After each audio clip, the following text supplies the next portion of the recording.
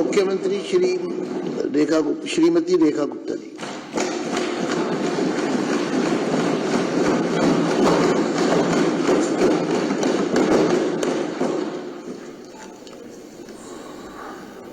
लोकतंत्र के इस मंदिर को प्रणाम करते हुए आदरणीय अध्यक्ष जी, सबसे पहले तो मैं अपने इस दिल्ली के 70 के 70 विधायक जो अपने क्षेत्र से जनता का दिल जीत करके इस सदन में पहुंचे हैं, उन्हें दिल की गहराई से बहुत बहुत बधाई देती हूं,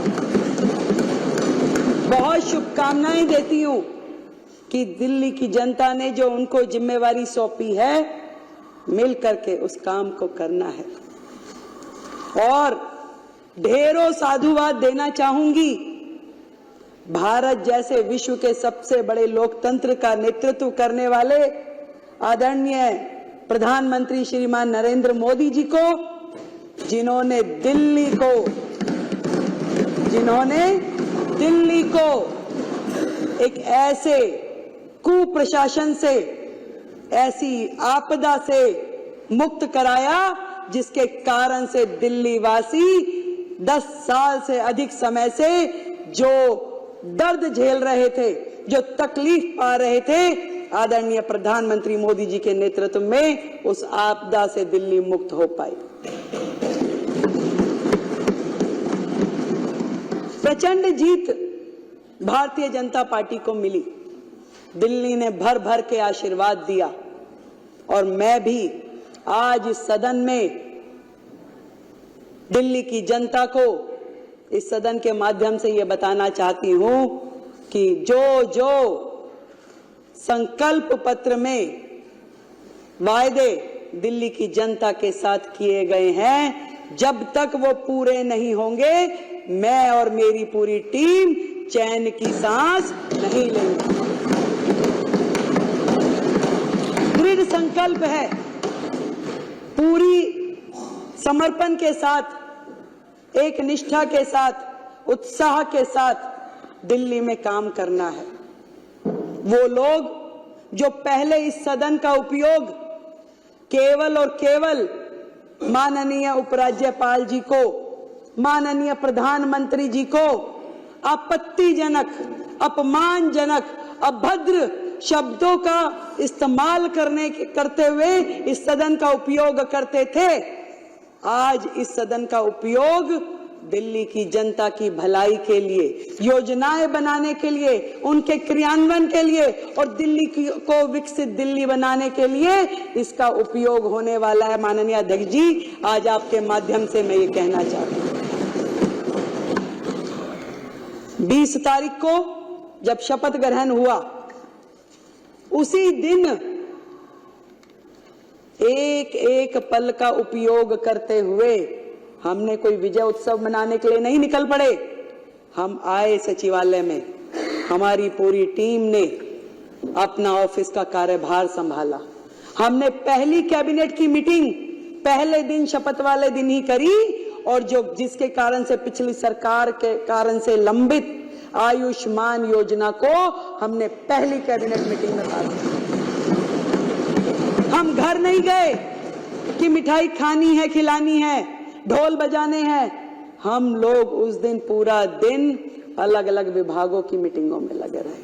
हम गए यमुना जी पे आरती करने के लिए, अपना संकल्प दोहराने के लिए कि हे मां यमुना, जो हमने वायदा किया है, जो हमारे प्रधानमंत्री जी ने यमुना जी के लिए स्वप्न देखा है, जो दिल्ली की जनता का अधिकार है, इस यमुना मां को स्वच्छ बनाने के लिए पूरा काम कर लेंगे। हम पूरा दिन उसी काम में लगे रहे।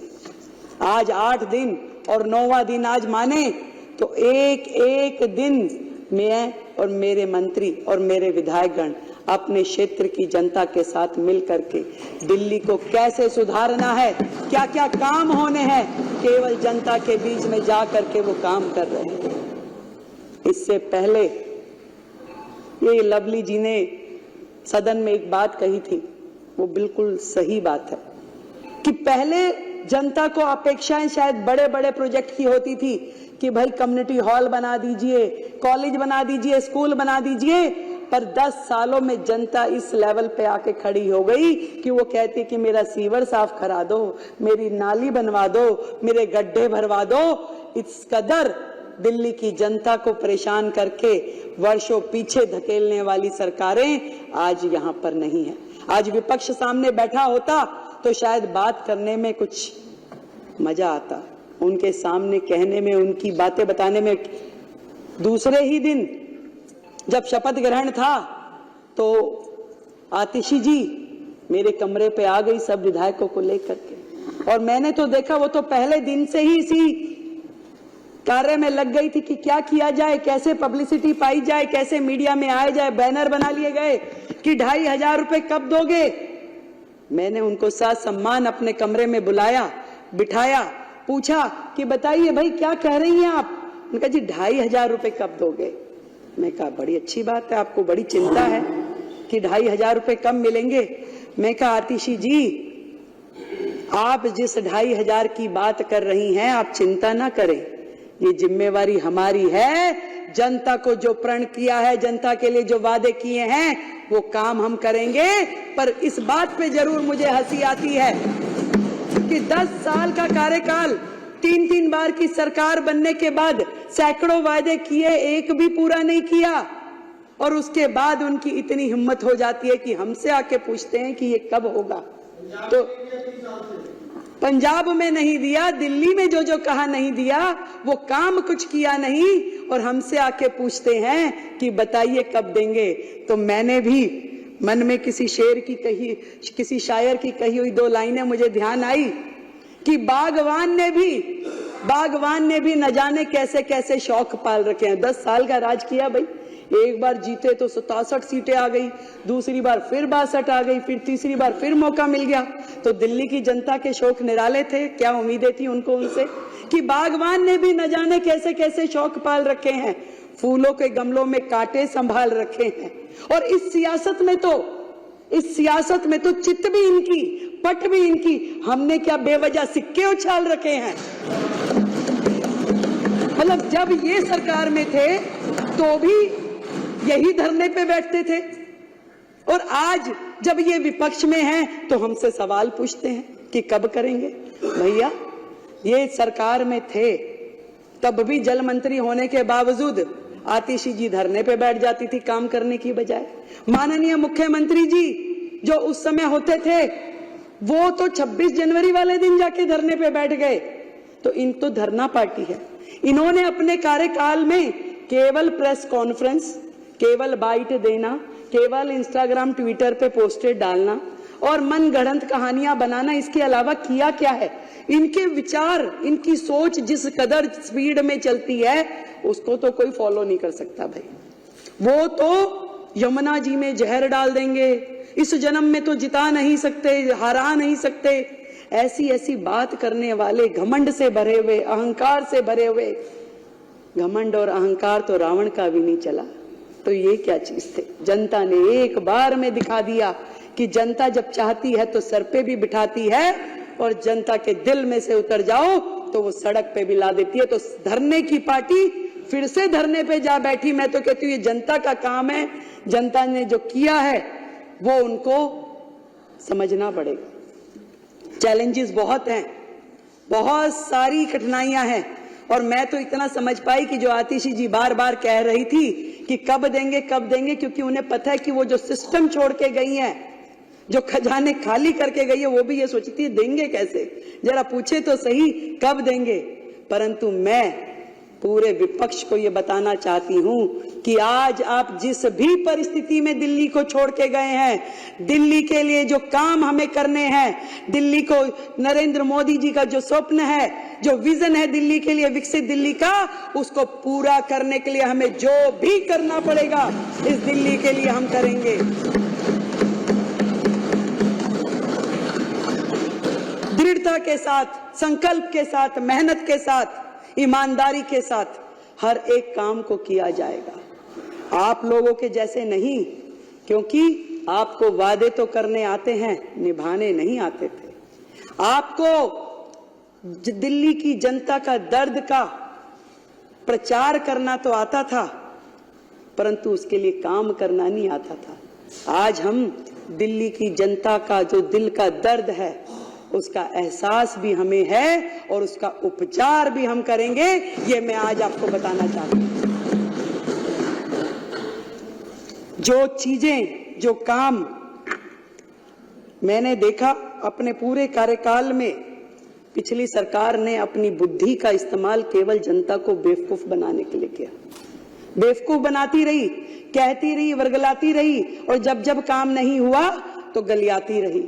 कभी राज्यपाल जी का नाम लेके, कभी प्रधानमंत्री जी का नाम लेके। तो जनता ने सोचा कि भाई जब करना उन्होंने ही है तो उन्हीं के हाथों में सत्ता सौंप देते हैं। तो इस बार पूर्ण बहुमत की जो सरकार जनता ने बनाई है, दिल की गहराई से मैं दिल्ली की जनता का बहुत बहुत धन्यवाद करती हूं। और कहना चाहूंगी जितने काम दिल्ली में करने वाले हैं, देखिए केजरीवाल साहब ने अपना बंगला, अपना शीश महल तो बना लिया, पर ये नहीं सोचा कि लाखों लोग जो झुग्गियों में रहते हैं, जो सड़कों में रहते हैं, जिनके सर पे छत नहीं है, उनके लिए क्या करना है। उनके लिए, उनको छत मिले, उन्हें घर मिले, उसके लिए उन्होंने कोई काम नहीं किया। वो केजरीवाल साहब जो अपने घर का टॉयलेट बनाने के लिए करोड़ों रुपए खर्च देते हैं, दिल्ली के झुग्गीवासी किन शौचालयों का उपयोग कर रहे हैं। आज दिल्ली देश की राजधानी है, फिर भी दिल्ली में सबसे ज्यादा ओपन डेफिकेशन है। ये शर्मनाक हरकत, ये शर्मनाक काम का जिम्मेदार वो सरकार है जिसका राज पिछले इतने साल रहा। एक भी काम वो बताए कि उन्होंने अपने कार्यकाल में शुरू किया और उसे खत्म किया। बची कुची रोटियां, बचे कुछ टुकड़े जो शीला दीक्षित जी के समय के थे, उन्होंने केवल उसी का प्रचार प्रसार किया कि हमने ये कर दिया, हमने वो कर दिया। झूठा फ्रॉड शिक्षा का मॉडल, जिसमें बेचारे बच्चे फेल होते रहे, ड्रॉप आउट होते रहे, परंतु उनका भविष्य अधर में लटका रहा और ये अपना प्रोपोगंडा करते रहे, हमारा शिक्षा का मॉडल। दिल्ली की जनता से पूछो जाके कौन सा शिक्षा मॉडल की बात कर रहे हैं। अभी आशीष भाई ने बताया कि कितने ज्यादा ये लोग केवल अपना सर्वस्व, मैं। केजरीवाल जी ने दिल्ली की जनता के बने हुए उन मकानों में उनको जाने नहीं दिया, उन झुग्गी वासियों को, क्योंकि वो मुख्यमंत्री आवास योजना के नाम से घोषित नहीं हुए। पैसा सरकार देगी, केंद्र की सरकार, नाम तुम्हारा देंगे भाई। ऐसा कहां होता है? तुम लगाते, तुम करते, तुम उसमें अपना नाम लिखते। तुमने तो छोटी छोटी चीजों पे, यानी कि इस सदन में व्हाइट वॉश हुई, उसका भी पत्थर माननीय मुख्यमंत्री जी ने यहां लगा करके छोड़ा हुआ है। तुम तो नाम के इतने भूखे हो। तुमने दिल्ली की जनता को आयुष्मान योजना से महरूम रखा क्योंकि तुम्हारा नाम उसमें नहीं था, उसमें प्रधानमंत्री आयुष्मान योजना था, इसलिए दिल्ली की जनता को तुमने वो मिलने नहीं दिया। पूरे देश की जनता को आयुष्मान का लाभ मिला, पर दिल्ली की जनता उससे महरूम रही, सिर्फ और सिर्फ तुम्हारे अहम के कारण। आज दिल्ली की जनता बाट जो रही है कि कैसे दिल्ली आगे बढ़ेगी, दिल्ली में वो काम होंगे। मैंने बहुत सारे अधिकारियों से मेरी बात हुई, मतलब वो सरकार जो अपने ही अधिकारों को मारती पीटती थी, गाली गलौज करती थी, कैसे काम होते उस सरकार में? अपने ही चीफ सेक्रेटरी को घर में बंद करके पीटना, ये तो माननीय मुख्यमंत्री जी ही कर सकते थे। ऐसे लोग जो इस राज्य से कर वसूल करके दूसरे राज्यों में चुनाव में जाके खर्च करते थे, केवल एजेंडा था कलेक्शन हो जाए और उसके बाद खर्च कहां करना है वो कोई नहीं जानता था। मुझे जब मैंने ये सीएजी का रिपोर्ट प्रस्तुत किया तो रिपोर्टर्स ने पूछा कि 14 की 14 रिपोर्टें एक बार में क्यों नहीं प्रस्तुत करती हैं मुख्यमंत्री जी? मैंने कहा भाई एक कितनी भारी है, एक बार में करूंगी तो हमारे विधायकगण अपने घर रिपोर्ट लेके भी नहीं जा पाएंगे। इतनी भारी भारी रिपोर्टें, एक रिपोर्ट जिसका वजन पता नहीं, हो सकता है ये 3-4 किलो तो लग ही रहा है मुझे। तो इतने पेपर पढ़ना, उनको समझना, तो एक एक करके निकाल रहे हैं तो उनकी सांसें ऊपर नीचे हो रही है और उनकी इतनी हिम्मत नहीं है कि वो सदन में आके सामने बैठ सके, उसे सुन सके। उन्हें बहाना चाहिए था, तस्वीर नहीं लगी। मैं उनसे पूछना चाहती हूं, जो सरकार का एडमिनिस्ट्रेटिव हेड है, जो देश की राष्ट्रपति, क्या उनकी फोटो नहीं लगनी चाहिए? आज जिनके माननीय हमारे शहीद भगत सिंह, हमारे बाबा साहब, हम सबके पुरोधा हैं। हमने उनको सम्मानजनक, हमारे दिल में सम्मान है। जितना काम इस दिशा में कि बाबा साहब के सम्मान में देश भर में होना चाहिए, वो नरेंद्र मोदी सरकार ने किया है। आज तक किसी सरकार ने, ना किसी नेता ने इस सम्मान को उन्हें दिया जितना सम्मान मोदी सरकार ने बाबा साहब के चरणों में अर्पित किया है। वो लोग बातें करते हैं, फोटो नहीं लगाई, केवल मात्र बहाना कि मुझे तो लड़के जाना है। किस तरीके से मुझे यहां से बाहर निकले, क्योंकि वो सुन नहीं सकते थे जो बातें इस रिपोर्ट में लिखी हुई है, जो बातें एक एक विधायक यहां बोलेगा, उनकी हिम्मत नहीं थी वो सुनने की, इसलिए वो दौड़ गए कि भाग जाओ भैया, जो मर्जी बोले यहां पे, हम तो बचें। उनको काम क्या है? उनका काम है इस सदन में बैठे अपने चिंगू मिंगू के माध्यम से वीडियोस बनवाएं, उस वीडियो को प्रचारित करे, प्रसारित करे। एक वीडियो रिलीज हुआ प्रवेश जी, एक बुक्के था, अब बुक्के दे रहे थे, वो कह रहे जी एक बुक्के से मुख्यमंत्री जी ने कईयों को निपटा दिया। भाई मैं तो बनियों की लड़की हूं, मैं तो फजूल खर्ची कर नहीं सकती। इस दिल्ली में जनता का एक एक रुपया जो कि राजस्व के रूप में हमें मिलता है, एक भी रुपए का दुरुपयोग मैं होने नहीं दूंगी। आज इस सदन के माध्यम से मैं कहती हूं, भाई एक बुक्के इस्तेमाल कर लिया तो क्या गलती कर दी भाई? पैसा बचाया है, खराब तो नहीं किया। और ये भी बताना चाहूंगी कि जो भी लोग इस लूटपाट में, भ्रष्टाचार में लिप्त थे, एक भी व्यक्ति को छोड़ेंगे नहीं, एक एक पाई का जवाब देना पड़ेगा।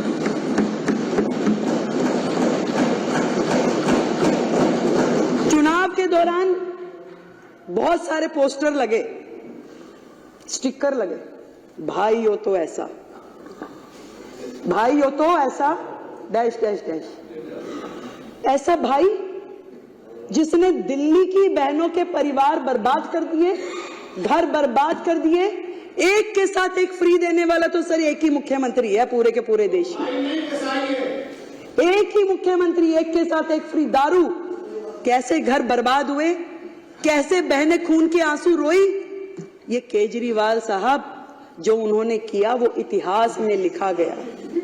जो घर बर्बाद हुए, जब उस बहन का पति उससे लड़ता था तो वो 100 गालियां देती थी केजरीवाल को, और वही बद्दुआएं लगी है कि केजरीवाल जी की पूरी टीम सिमट के, जितने धुरंधर थे, जितने मुखिया थे, सब घर जाकर के दुबक्के बैठ गए।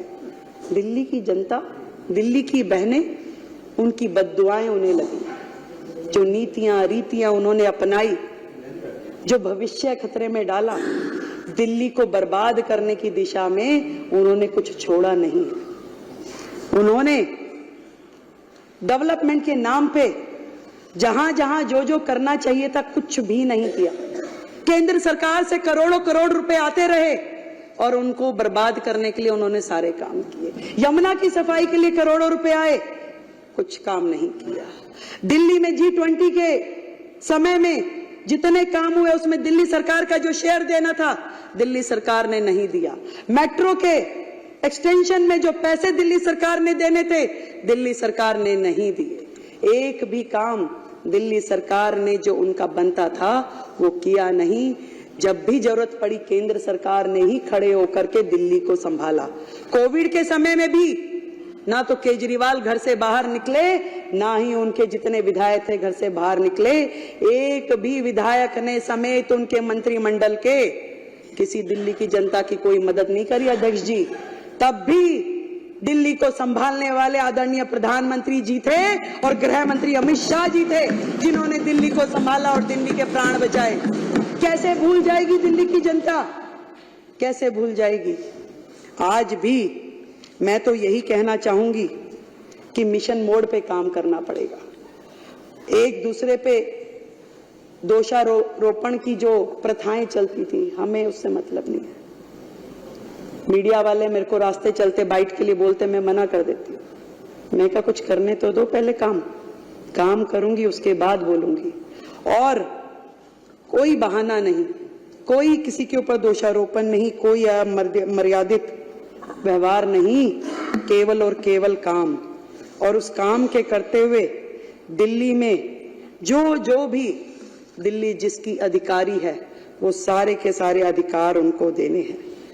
यहां तक कि एमसीडी का जो शेयर हमारा बनता है, आज इस सदन के माध्यम से मैं कहना चाहती हूं कि 192 करोड़ रुपए जो दिल्ली नगर निगम का शेयर है, वो हमने उनको ट्रांसफर करवा दिया। दिल्ली की जनता को बातों की सफाई, हाथ की सफाई नहीं चाहिए, दिल्ली को दिल्ली की सफाई चाहिए। इसलिए हम नगर निगम को पूरा का पूरा स्पेस देंगे कि वो जो काम उनके हैं, उस काम को करने के लिए जो भी हमारी तरफ से हमारी जिम्मेवारी बनती है, वो जरूर हम उनको करके देंगे, कहीं पे भी कोई कमी रखेंगे नहीं। और यहां तक कि पहले भी केंद्र सरकार ने पूरी मदद दिल्ली नगर निगम की भी की और दिल्ली सरकार की भी की।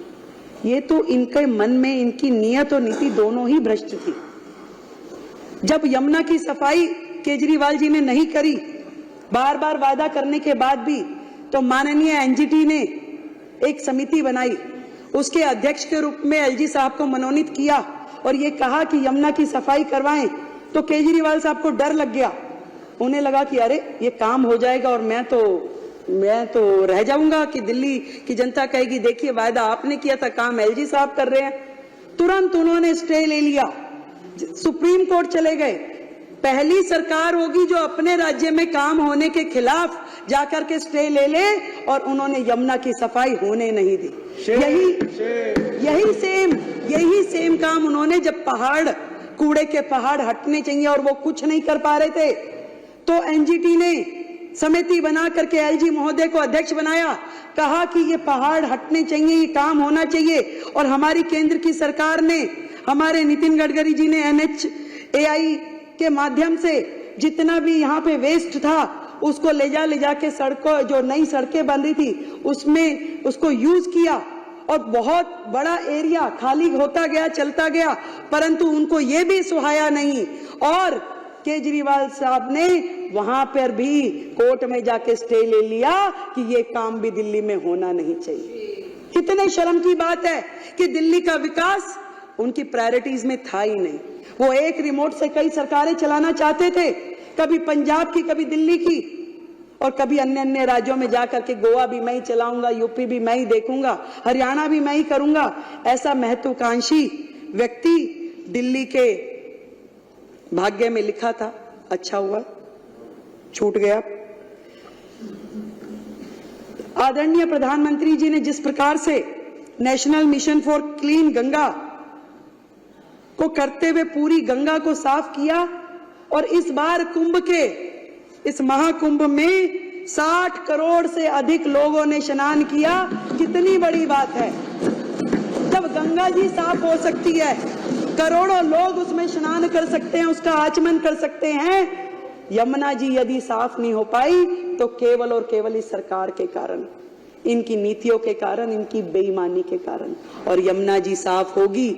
आदरणीय प्रधानमंत्री जी ने जो विजन यमुना जी के लिए, दिल्ली के लिए लिया है, निश्चित रूप में इस बार डबल इंजन की सरकार उसके लिए काम करेगी। अभी आशीष जी ने बताया कि माननीय गृह मंत्री जी के साथ जो आज हमारी मीटिंग हुई, मैं सोच रही थी कि इतनी बड़ी सरकार, इतने सारे राज्य, पर दिल्ली के लिए जो उनकी चिंता है, दिल्ली के लिए जो उनका कंसर्न है, वो हम सबका सौभाग्य है कि आज उन्होंने छोटे छोटे विषय पे भी बड़े से बड़े अधिकारियों के साथ में मीटिंग कर ये कहा कि दिल्ली में समर एक्शन प्लान, दिल्ली में मानसून एक्शन प्लान की तैयारी की जाए, ताकि दिल्ली की जनता परेशान ना हो, दिल्ली की जनता को वो तकलीफें दोबारा झेलनी ना पड़े। मैं धन्यवाद करती हूँ अपने नेतृत्व का, आदरणीय मोदी जी का, आदरणीय अमित शाह जी का, जिन्होंने दिल्ली के लिए एक पूरी तरीके से डेडिकेटेड टीम को मौका दिया यहाँ पर आने का।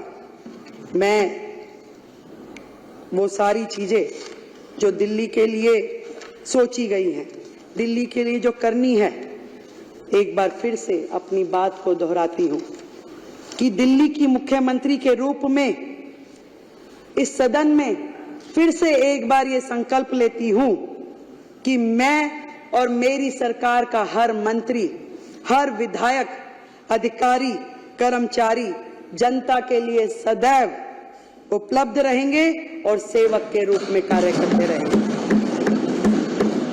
माननीय एलजी महोदय का भी मैं बहुत बहुत धन्यवाद करती हूं कि उन्होंने चट्टान के भांति दिल्ली में भ्रष्टाचार को रोकने के लिए पूरी ताकत लगाई और दिल्ली के विकास के लिए हर संभव कार्य किया। बहुत बहुत धन्यवाद आप सभी का और माननीय एलजी महोदय का, अध्यक्ष जी आपका। मिल करके दिल्ली के लिए काम करना है, मिल करके दिल्ली को मिशन मोड पे लेके आना है। ये जंग लगा हुआ सिस्टम है, परंतु इसको सुपर एक्सप्रेस के रूप में काम करना है और मिलकर करेंगे।